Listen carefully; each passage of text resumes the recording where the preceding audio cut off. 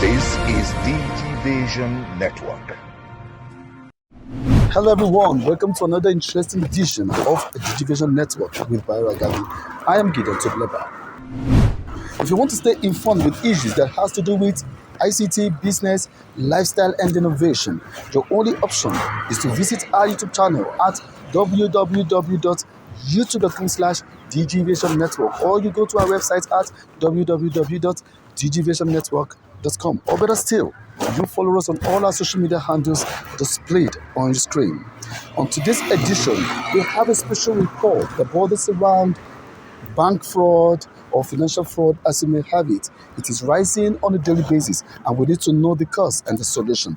Don't leave your TV set today, because on our special report, we beam the light on it. And also, if you have heard of NFT before and you don't know what it means, you get to have complete idea of what it really means and how you can partake of it on the show today. Plus, an exclusive interview with the DG of NIMC, Engineer Dr. Aliu Aziz, who is going to talk to us about what we should be expecting from NIMC in the new year. These are many more we have for you on the show today. But before then, let's get to see what has been trending in the past week.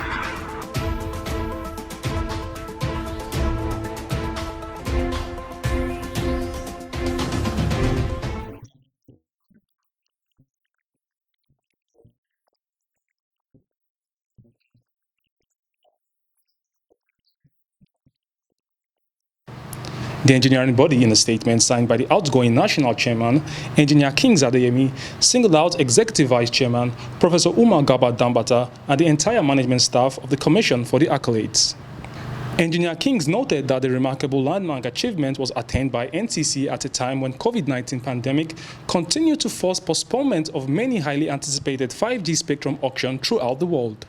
Commending the in-house professionals within the Commission for the choice of 3.5 to 3.6 GHz and 3.7 to 3.8 GHz, Engineer Adeyemi Kings noted that the frequency in the range of 3.3 to 4.2 GHz are being used as the basis for the first implementation of 5G globally.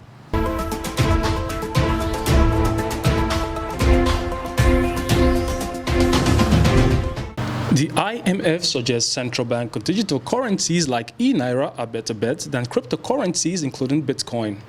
In a new statement, IMF Managing Director Kristalina Georgieva says that CBDCs are gaining momentum after moving from theoretical to practical exploration. According to her, global central banks are committed to minimizing the detrimental effect of CBDCs on financial intermediation and credit provision. She further said the CBDCs we studied are not interest-bearing, which makes them useful but not as attractive as traditional bank deposits as vehicles for saving. In addition, the IMF has previously raised concern about crypto assets threatening financial stability and customer protection and eating into bank sector's market share. As part of the institution's global project, crypto regulations will be swept and synchronized.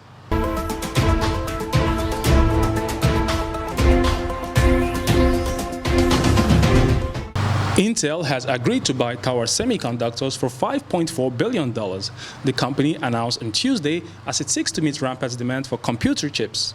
Intel shares rose up by 1.8% on Tuesday, while Tower Semiconductors rose by 36.4%. The deal will give Intel a stronger foothold in specialty technologies in which Tower works, like radio frequency and industrial sensors. Intel also said Tower's existing production facilities are geographical complementary with a presence in the United States and Asia.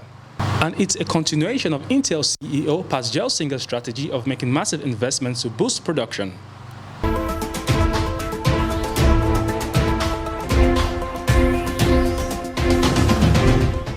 Billionaire Elon Musk gave out 5.4 billion worth of Tesla shares to charity in November 2021. This is according to filing with the Security and Exchange Commission, stating that the donations were made between November 19th and November 29th last year.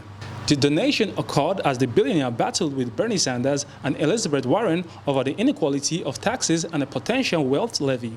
It was during the same period that the director of United Nations Food Program, David Beasley, stated that billionaires like Elon Musk amass lots of wealth without caring about world hunger.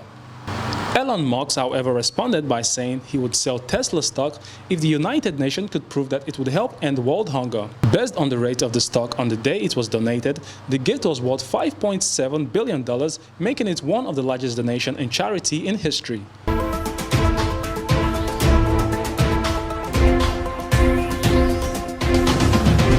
I'm Bayero Agabi, welcoming you to this new ride, a digital ride that takes you into the lifestyle experience of innovation, tech impact, and new business frontiers.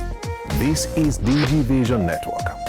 On a weekly basis, we keep you well informed of developments and trends. Now the tech ecosystem is impacting politics, business, public and private enterprise management, plus how the new digital life can transform your business. I am Bayero Agabi. Join us. The Digivation Network with Bayero Agabi. I am Gideon Tobleba. On this show, on a weekly basis, we give you issues that borders around ICT, business, lifestyle, and innovation that you don't want to miss. So you go to our YouTube channel for more at www.youtube.com/Digivation Network. Up next is our special report on financial fraud or banking fraud as a new habit. Have you been a victim before? If you haven't, well, I pray you don't, sincerely. But in this special report, we beam the light on what the causes are and how you can prevent yourself from falling a victim. Enjoy it.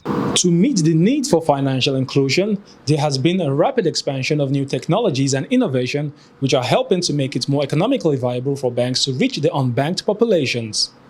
Technology has leapfrogged from branch banking to e-banking and now mobile money, which has helped to create pockets of strength even among less financially inclusive countries. In Nigeria, usage of mobile-based payment system has increased due to wide access to mobile phones as payment form, both from the customer usage side and the acceptance side.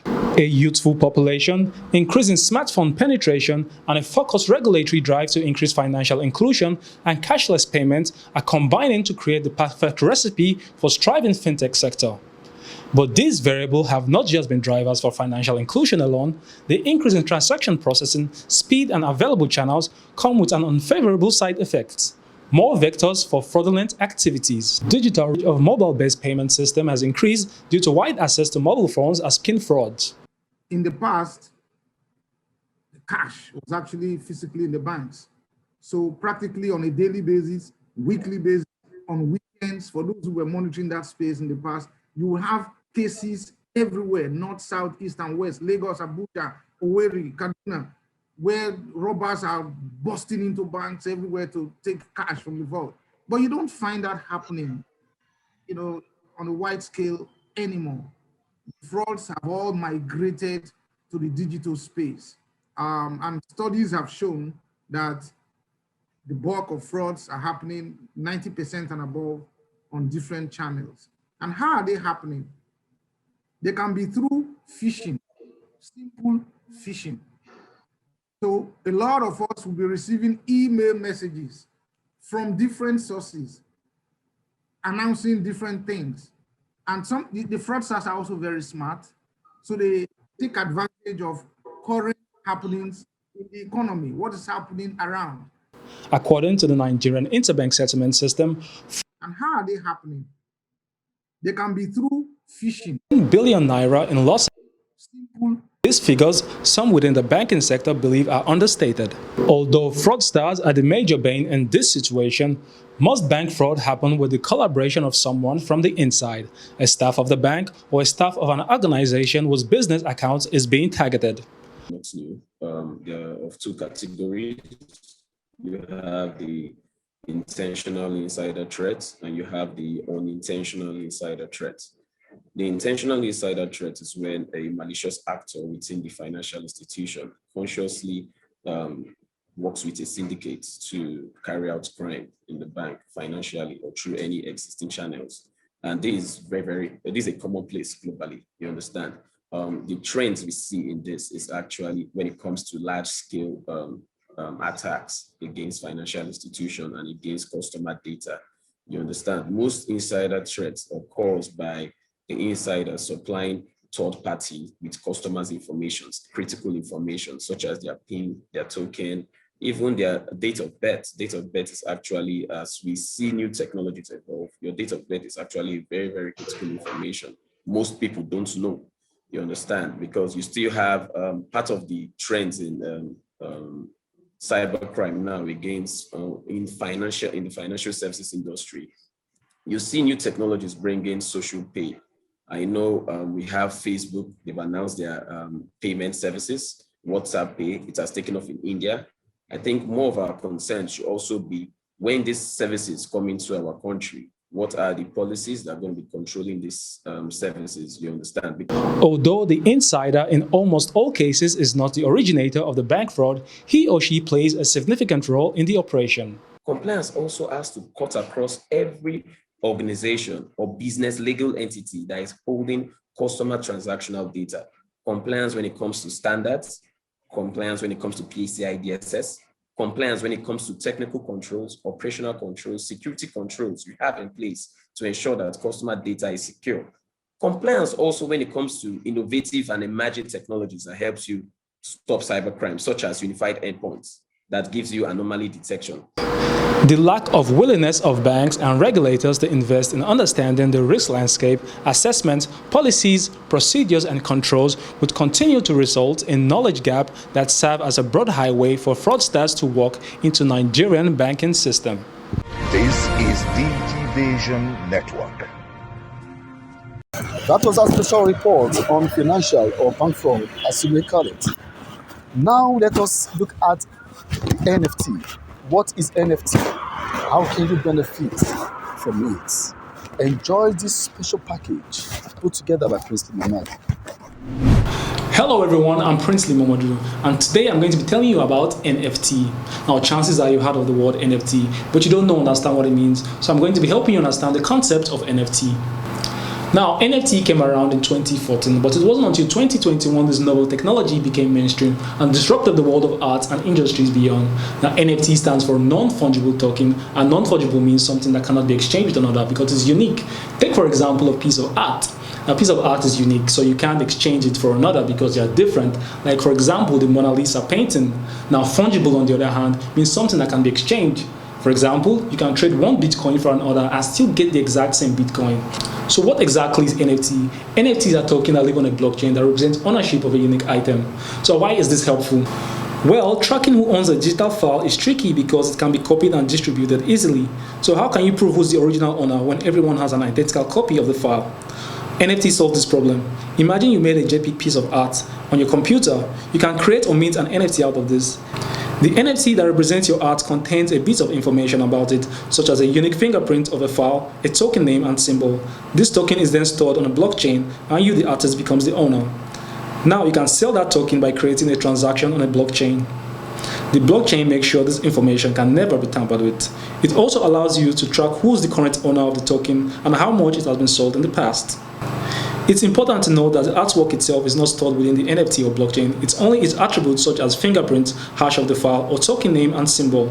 Now, here is where things get complicated. When you buy an NFT that represents an artwork, you do not actually get a physical copy of it. Everybody can still download a free copy of it. The NFT only represents ownership, and that is recorded in a blockchain, so nobody can tamper with it. Some say NFT gives you digital bragging rights. Aside from digital art, NFT can also be used to sell concert tickets, domain names, rare in-games items, real estate, and basically anything that is unique and needs proof of ownership. For example, the owner of Twitter sold his first tweet as an NFT. Anyone can see the tweet on his profile, but only one person can own it, and that person paid over $2.9 million for it. And here's another important thing to note: the value or price of an NFT depends on the demand and how much one is willing to pay for it. An NFT can even be programmed to give royalties to the creator anytime it exchanges hands. There you have it. I hope you have a better understanding of what NFTs are. Next time I'll be telling you some interesting trends in NFT in 2022 and also how you can make money out of NFTs. Don't forget to subscribe to our YouTube channel www.youtube.com/Digivation Network. This is AIT Infotech Network, reaching you from Freetown in Sierra Leone, Accra, the Ghanaian capital. Addis Ababa in Ethiopia. Johannesburg in South Africa. we are in Cairo in Egypt, Tunis, the financial capital. Cape Town in South Africa, Reaching you from Dubai. Hanover in Germany. live from Chicago, Las Vegas in the United States of America, Kuala Lumpur in Malaysia. We are in Beijing, China. In London, England. You're still watching Digivation Network with Baragabi. You can join us on our social media handles displayed on your screen, or you visit our website at www.digivationnetwork.com for more. Up next is our guest of the week, and it's no other person than the DG of NIMC. That is talking about Engineer Dr. Ali Aziz. He's going to be talking to us about what we should be expecting from the agency in the year 2022. Enjoy this conversation.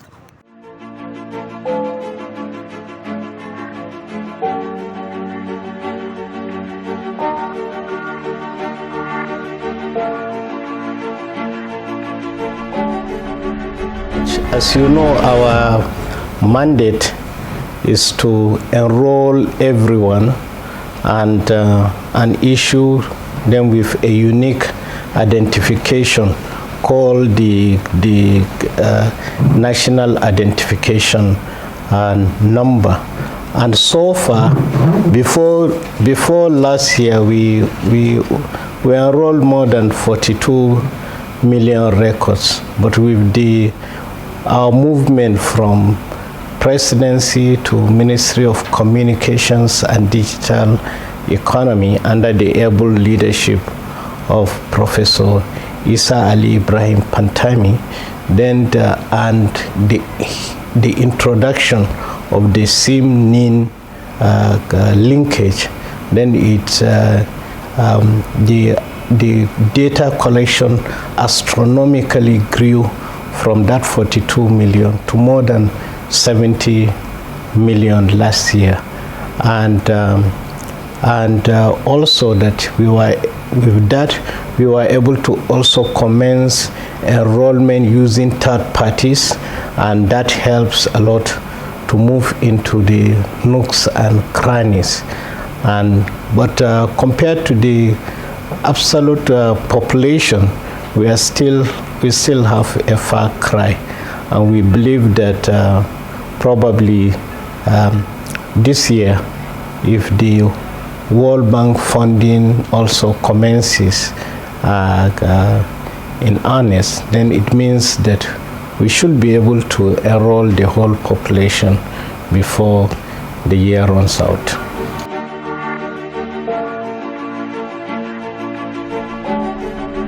NIMC is on, as of now, we have less than 1,000 enrollment centers nationwide, with also epileptic equipment that we bought way back in 2013. So the whole idea is to privatize the data collection. The data collection is very easy. Is to privatize it and have the private sector to capture the data, and then the government will hold the data at the back end and then provide it for the digital identity. So the World Bank funding is to help the government in the tune of $430 million, so that we can enroll the whole citizen, because the way we were doing it before, we wouldn't have enrolled the whole population within a shortest period of time.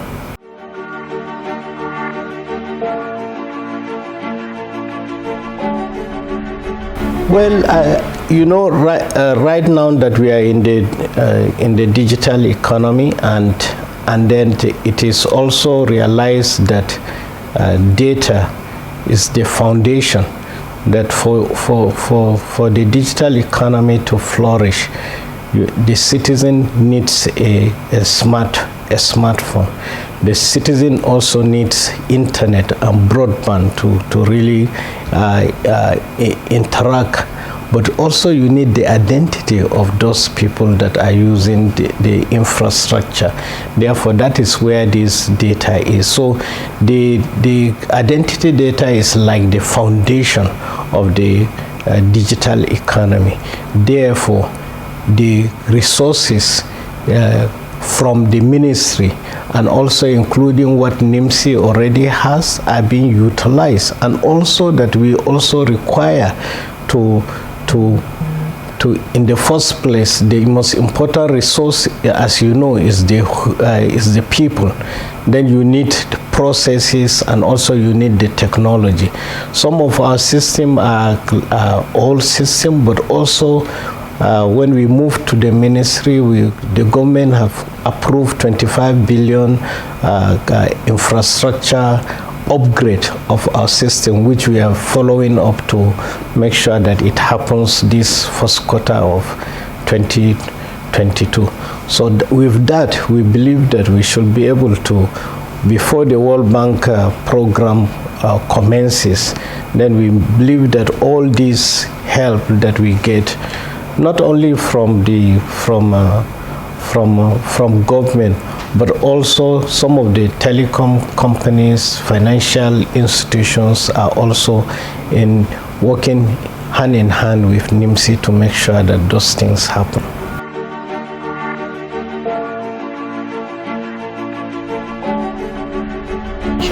Yeah, well, as you know, from the beginning of NIMC, that almost our most important core function, which is enrolling the citizen from the hinterland, and then sending the data to the back end, then the data being processed and a NIN generated and sent back to the citizen, has been automated, and it is in digital form.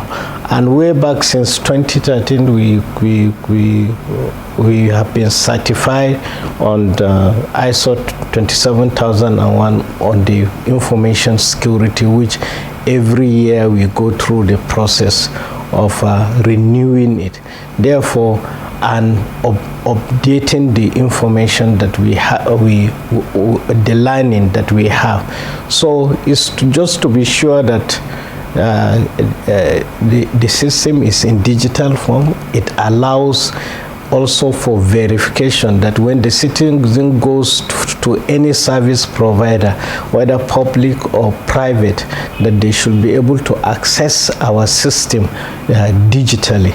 That has been on since 2016 and is being improved, that we need to do more on the upgrading the system to now take care of the size of the database, and also to improve on whatever that are new things that comes up to do with security. As you know, security is not an absolute thing, it's keep on changing. And also, being Nigerians too, we also learned from our fellow Nigerians because of the wire that people have that is much more, even sometimes far greater than the technology itself. So we are very much on ground on that.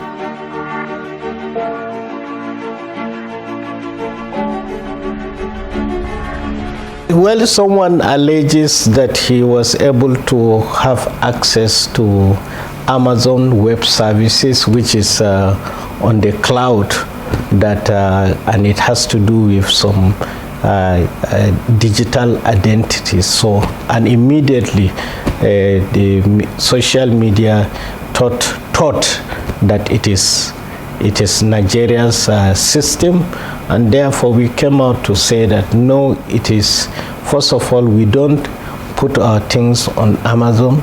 And by the way, that I want to also assure you that things on the Amazon Web Services are also very, very, very secure. So maybe the people that are talking about is like 10 years ago that it was not, that you can easily breach it. Even that system is very, very secure. But on our own, we don't even put our things on the cloud because of the issues of sovereignty. So it has to be, even the cloud have to be locally made within us here. So, and the information that they were referring to does not relate to us at all.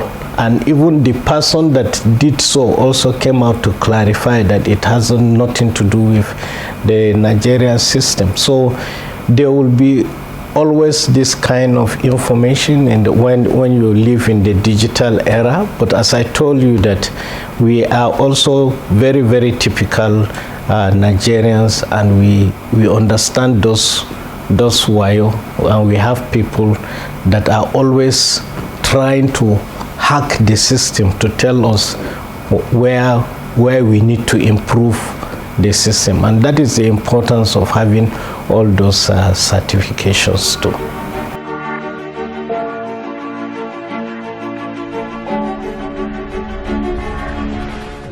Our key roadmap have always remained the same, that we want to enroll every citizen or legal resident that is in the soil of Nigeria. We believe that we are more than 200 million. We have a long way to go, and that is the goal. And we have help from our great minister. We have help from the government.